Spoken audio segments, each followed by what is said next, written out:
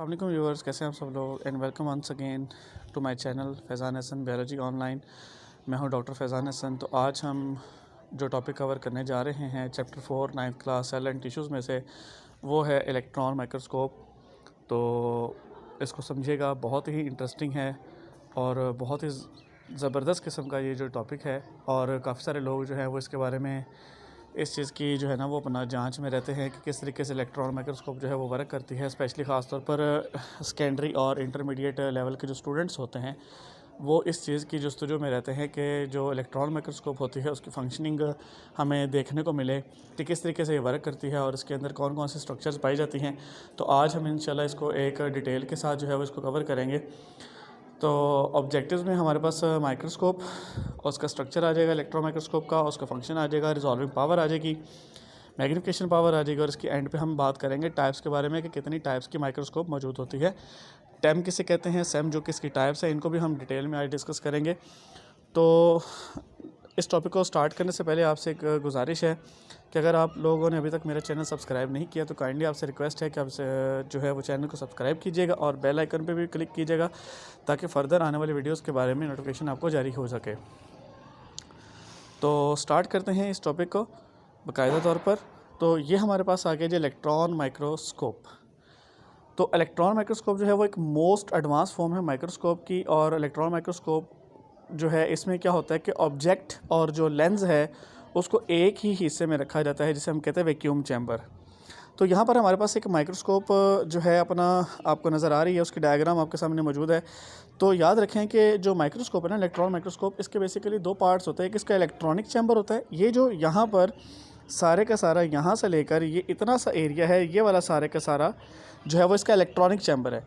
इसको हम electronic chamber कहते हैं। इसके अंदर डिफरेंट कंट्रोलर्स होते हैं जो इलेक्ट्रॉन बीम को कंट्रोल करते हैं। ठीक है, मुख्तलिफ तरह के अपर्चर्स मौजूद होते हैं और मुख्तलिफ तरह के जो है वो लेंसेज इसमें यूज़ किए जाते हैं।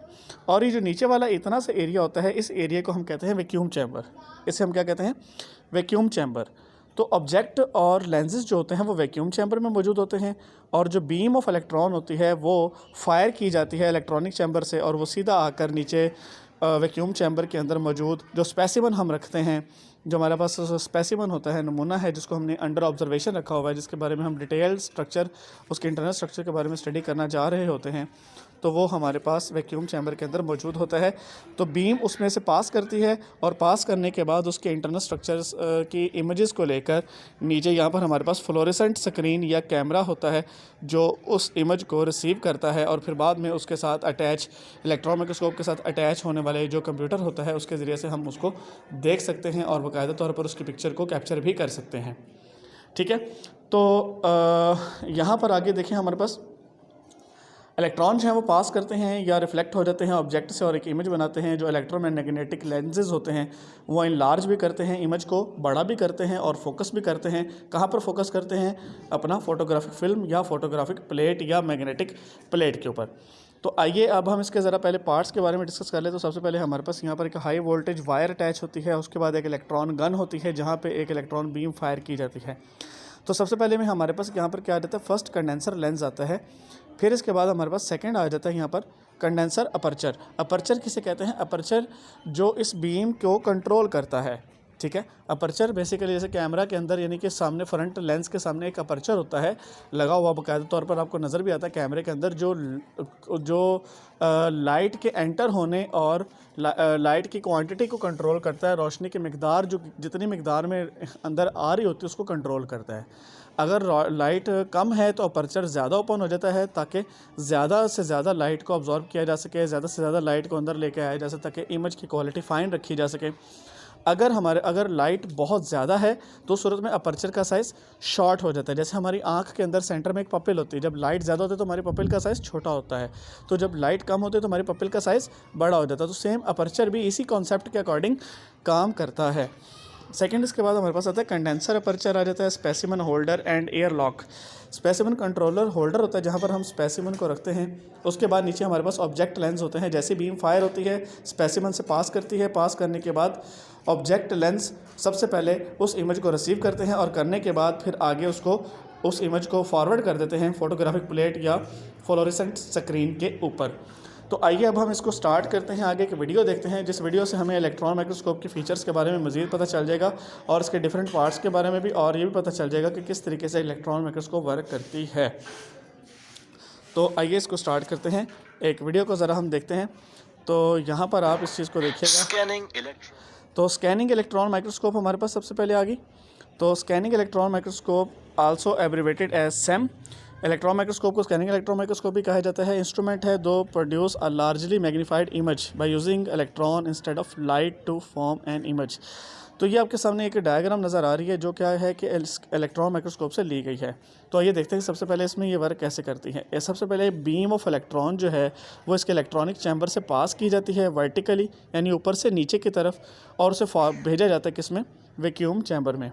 तो यहाँ पर आप देख सकते हैं मैग्नेटिक लेंस मौजूद हैं, ठीक है, कंट्रोलर्स मौजूद हैं, बीम को कंट्रोल करने वाले मौजूद हैं चीज़ें, ये स्कैनिंग कॉइल्स हैं, और ये सैंपल है, यानी आपका ऑब्जेक्ट पड़ा हुआ है। जो बीम होती है वो पास करती है स्कैनिंग कॉइल से इलेक्ट्रॉन, और उसके बाद फिर a pair of deflector plates मौजूद होते हैं, ठीक है, उनसे पास करेगी, डिफ्लेक्ट करेगी एक्स और वाई एक्सिस के अंदर, ठीक है। और ये आप देख सकते हैं once the beam hits the sample electrons and X-ray are ejected from the sample. Detectors collect the X-rays, these X-rays backscattered electrons, secondary electrons, and convert them into a signal that is sent to the screen similar to the television screen. Okay? मतलब यानी उसका सारा image लेने के बाद इसके साथ जो अटैच स्क्रीन होती है उसके पास उस इमेज को भेज दिया जाता है, जिससे आप उस इमेज को हासिल कर सकते हैं। तो ये हमारे पास थी इलेक्ट्रॉन माइक्रोस्कोप के बारे में और डिफरेंट पार्ट्स के बारे में कि ये किस तरीके से वर्क करती है।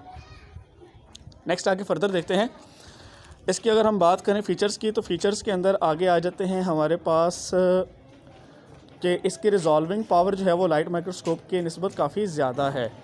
और अगर हम रिजॉल्विंग पावर की बात करें तो इलेक्ट्रॉन माइक्रोस्कोप की रिजॉल्विंग पावर तकरीबन 0.2 नैनोमीटर है, यानी 1 नैनोमीटर इक्वल होता है किसी के 1/10 लाख मिलीमीटर। ये मसलन मिसाल के तौर पर हमारे पास 1 मिलीमीटर की अगर लाइन है, 1 मिलीमीटर की लाइन है, अगर हम उस लाइन के 10 लाख पार्ट्स करते हैं, यानी उसकी मोटाई के लिहाज से बात कर रहा हूँ, लंबाई के लिहाज से नहीं, मतलब अगर हम उसकी मोटाई की बात कर रहे हैं तो अगर उसके एक जो है वो लाख पार्ट्स कर देते तो उसमें से एक पार्ट अगर ले लिया जाए तो वो 1 नैनोमीटर के इक्वल होगा।